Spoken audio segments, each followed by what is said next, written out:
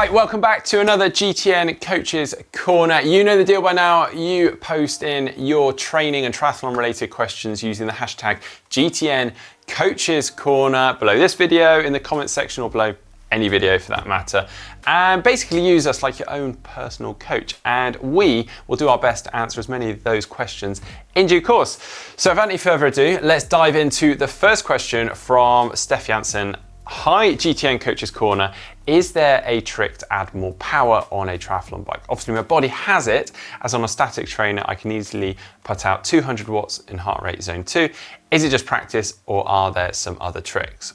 Very good question, and there's kind of two main things here. Obviously it's a big topic, but two main things stick out to me here: position and confidence on a triathlon bike. So firstly, with the position, it does take time to adapt to a triathlon bike and just get simply used to the change of position, but also making sure that your position is correct and you're fitted to that bike well. Now, it is very common for people to be able to put out good power on an upright static bike, or just even on an upright road bike, but once they get down into the aero bars, there is a slight loss of power. That is fine to a degree, because the idea is that you're becoming more aerodynamic, and the savings through that are more advantageous than the loss of power. However, you don't want to be losing too much power. So that's where you want to make sure that that position is correct for you and you're not losing too much, it's detrimental. Then there's the confidence. So just making sure that out on the road, you are happy and confident using the aero bars, and you're not wasting and losing unnecessary energy through simply being uncomfortable. And this is really common. In fact, even with some of the pros, Lionel Sanders jumps out as an obvious one.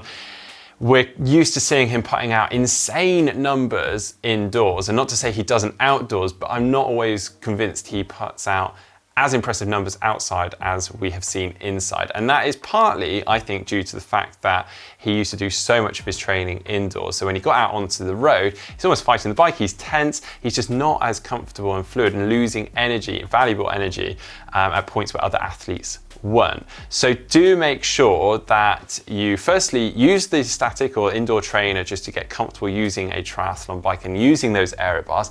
Then make sure you get outside, using that triathlon bike outside, but you can start off just on the base bar without going into the aero bars. Again, just getting comfortable with it, and then over time starting to use those aero bars more and more. But then key bit is starting to do some efforts in the aero bars and trying to stick in them for sustained periods of time. Just get really comfortable, obviously safely, not on any kind of risky roads, but that will help massively. So just being sensible step by step and just building up the confidence rather than just going straight in the deep end and wondering why you're not getting the hang of things. Great question though. Next one from Jamie Furman. What are your thoughts on how to mix indoor and outdoor cycling effectively into a training plan?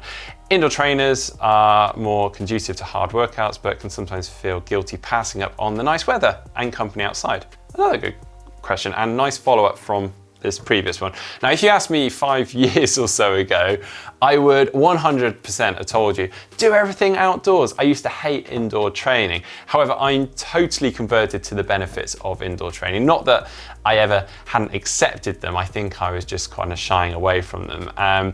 But as you will know, smart trainers have advanced so much over the years. It makes indoor training so much more enjoyable, and everything's just a little bit more intuitive and kind of easier to use. You also got things like Zwift, which just makes everything more engaging. You got the entertainment, enjoyment, and integration from that. So it just makes it so much better. So in short, you can be very specific with indoor bike workouts. You can hit every workout, every effort to the T, the power's on point, whereas outside you might be affected by external factors like the weather, potholes, junctions, stoplights, and so on. You can just focus on the numbers easily, make sure you're doing them correctly. You could also be just a little bit more time efficient, whereas outside you might have to cycle 20-30 minutes to get to a clear section of road to do your efforts on.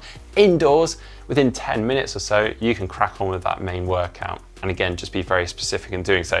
However, I do believe it's still very important to ride outside, partly for sanity, enjoyment, but also the technical skills, as I have just been talking about. So just making sure that you are confident riding the bike outside, you're not wasting that valuable energy where you shouldn't be. In terms of how many to do, indoors and outdoors, particularly when it's nice outside. Obviously, you probably were going to be doing, I don't know, let's say you're doing 3 bike workouts per week. 2 of those are hard, one of them's a long, easy ride, for instance. Now, though, it's going to be probably one or 2 of those hard workouts that you might want to do on the indoor trainer. I'd probably say do one hard, maybe a short, high intensity one that lends itself to an indoor trainer, and then the rest outside. But yeah, you might want to do 2 hard ones indoors one week and then 1 outdoors. So mix it up, but just the key is getting that balance there. Next one from James Gialombardo. Apologies if I got that wrong. Hi coaches, I hear a lot about the 3 key runs and 3 key cycles per week, but also how essential easy sessions and rest days are for recovery. How do I fit this all into 1 week? Now I'm going to use running as an example here, but kind of the same applies a little bit to the cycling. So for running, we often talk about these 3 key workouts being the speed, the tempo, and the long run. And it's similar for the cycling to a degree. You are right that if you were to do those 3 key runs in addition to an easy run or 2, you're talking 4 to 5 runs per week. And for a triathlete, in addition to swimming and cycling workouts, that could be a lot and just not feasible for a lot of people out there. So you do need to pick which ones. You can't potentially do all 3 every week. So it does depend a little bit on the distance that you're aiming for. So if you're doing long distance events, such as full distance, iron distance events, then you probably don't need to be doing the speed workouts so much. Equally, the opposite end of the scale, if you're doing things like sprint distance, triathlons, probably don't need to be doing the long run each week. So focusing on those 2 that are specific to the distance.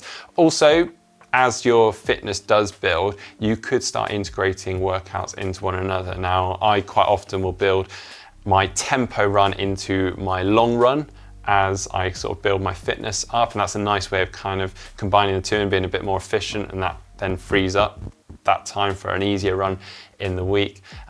You could do the same with a speed workout. Probably not so much speed and tempo together, although it is possible, but yeah, just being sensible. You could also rotate through the weeks and do 1 week a speed workout, 1 week a tempo workout. You don't always have to do it long run. The options are endless. Ultimately, it does depend on what you are aiming for and what you're training for as well. And final question, I love this question, and I wish we got more of these in, from Daniel Shen. Hey guys at GTN, looking for advice on how a teenager and younger people could get into triathlon. What are some considerations children should have? Firstly, find a triathlon club. Now, most triathlon clubs out there will have some sort of youth, junior, or even younger kind of division to the club that really focuses on their progression and trying to build them up gradually. And with that might be some sort of specific sessions for the kids, skills, and so on.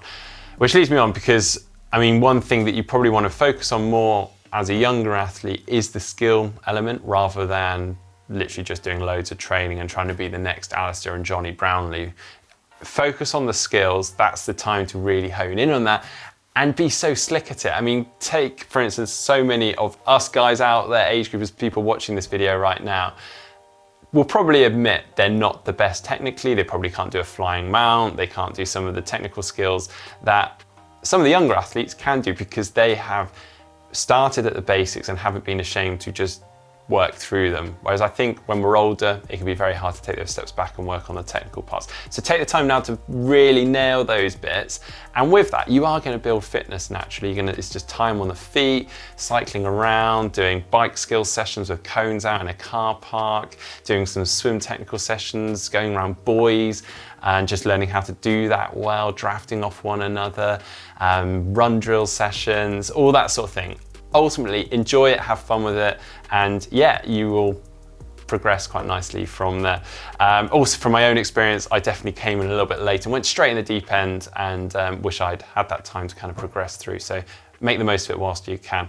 Fantastic questions this week, so many more that unfortunately we just don't have time for. So do please keep them coming, dropping them in the comment section down below using that hashtag GTN Coaches Corner. I hope you have enjoyed today's video. If so, please do get a thumbs up, give it a like. Don't forget to give us a follow over on social media. And if you're not doing so already, give us a subscribe just down below.